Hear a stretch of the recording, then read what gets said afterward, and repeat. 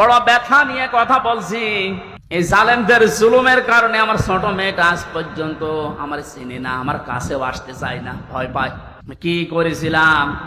কোরআন হাদিসের কথাগুলো ওপেন ভাবে বলতাম, গোপন রাখতাম না। এইটাই আমার অপরাধ। এতটুকুর জন্য আপনি 3টা বছর আমার নষ্ট করবেন আর এত কষ্ট আমার দেবেন? এটা ধরে নিয়েছে বুঝিয়ে তো ছেড়ে দিলেই হয়তো যে এইভাবে বলতে নেই, আমি তো সংশোধন হয়ে যেতাম।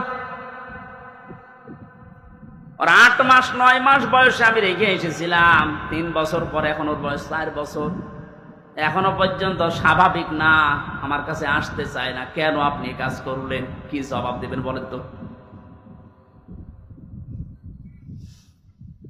এই জন্যই মাওলানা মামুনুল হক এই কথাটা বারবার আমাকে শোনাতেন। জালেমদের, বেঈমানদের কোন জানাজা নেই, জানাজা মানে তাকে সাক্ষী দিয়ে আল্লাহর কাছে পৌঁছিয়ে দে যে ভালো ছিল, এ কথা বলা যাবে?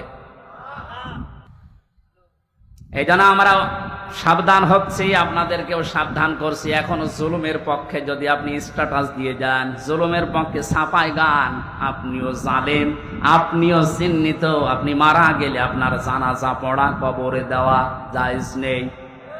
কারণ আপনি এমনিতেও জাহান্নামে যাবেন, অমনিও জাহান্নামে যাবেন। জালেমের জন্য জান্নাত হারাম। কথা বলছেন এখানে? জালেমের জন্য জান্নাত হারাম। মানে জালেম হচ্ছে আল্লাহর মামলার আসামি। এটা ছোটখাটো বিষয় না, অনেক ওজনওয়ালা কথা আল্লাহর। আমরা অনেকেই মনে করি আল্লাহ কি দেখে না।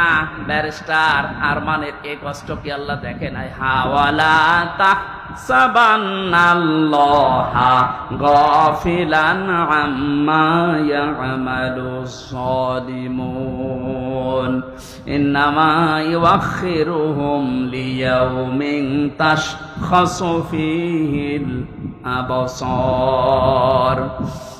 আল্লাহ পাক বলেন, হে নবী, আপনি কি মনে করেন যে জালেমদের সম্পর্কে আমি কোনো খোঁজ রাখি না? আমি সবচাইতে বেশি খবর রাখি জালেমদের ব্যাপারে। ওদেরকে আমি ছাড় দিয়েছি ওই দিন পর্যন্ত যেদিন চক্ষু উল্টিয়ে যাবে। আজ ঠিক তাই হচ্ছে। জালেমদের সাথে দেশের মানুষেরা এমন আচরণ করেছে, অনেকেই চোখ উল্টিয়ে আটকে উঠছে। হইল কি? বিশেষ করে জেনাইদার ইরন চেয়ারম্যান, ওরে পিটিয়ে মেরে জালেমকে গাছের সাথে না ওই পিলারের সাথে টাঙিয়ে মরার পরও পিটিয়েছে। দুনিয়া আটকে উঠেছে যে হচ্ছে কি? আবু সাইদকে যে লোকটা সজ্ঞানে স্বেচ্ছায় গুলি করে হত্যা করেছিল, তার এই জনগণ পিটিয়ে ন্যাংটা করে টাঙিয়ে রেখেছে। তাও উল্টো করে, ইন্নামা ইউআখিরুহুম লিয়াউমিন তাশখাসু ফীহিল আবসার। আমার তো মনে হচ্ছে কোরআনের এই আয়াত এখন খাপের খাপ, মমতাজের বাপ সব মিলিয়ে যাচ্ছে।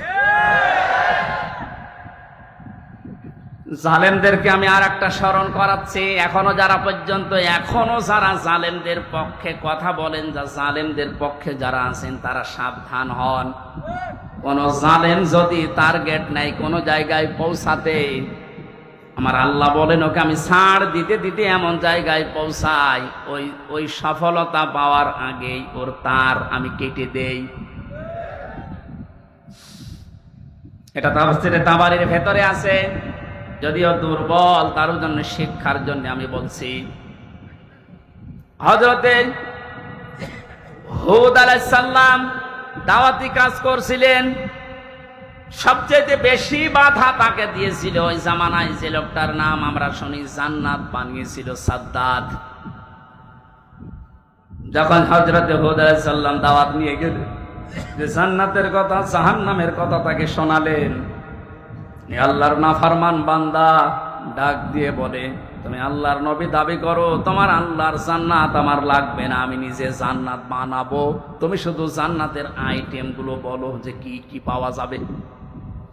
হযরত হুদ নবীর কাছে সব শুনলেন যে স্বর্ণের ইট হবে, রূপার ইট হবে, বিশাল সাম্রাজ্য তার, যেখানে যত স্বর্ণ পাওয়া যায়, রূপা পাওয়া যায়, সবগুলো পেয়াদাদেরকে দিয়ে জোগাড় করেছে এক জায়গায়। 22,000 শ্রমিক কাজে লাগিয়েছে।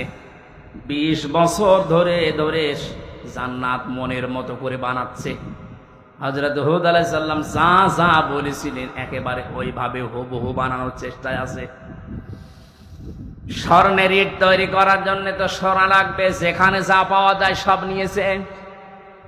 মুফাসসির লিখেছেন আল্লাহর এক বান্দি বিধবা, বিয়ে হওয়ার পরে স্বামী মারা গেছে, মা বাবা নেই, এতিম।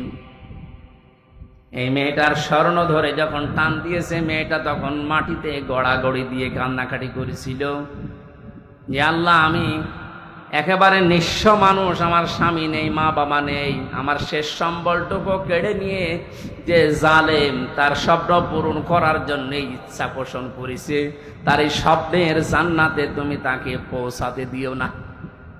এ দোয়াটা করেছিল ওই বিধবা, ওই মুসলিম মহিলা। আল্লাহ রাব্বুল আলামিন বলেন পৃথিবীতে 3 জনের দোয়া সঙ্গে সঙ্গে কবুল হয়ে যায়, কোনো পর্দা থাকে না, তার ভেতরে একজন মাজলুম। এ যদি সত্যি মন থেকে কিছু বলে, আল্লাহ পাক ওটার সঙ্গে সঙ্গে আরশে তুলে নেয়। এটার প্রমাণ এ হারুন।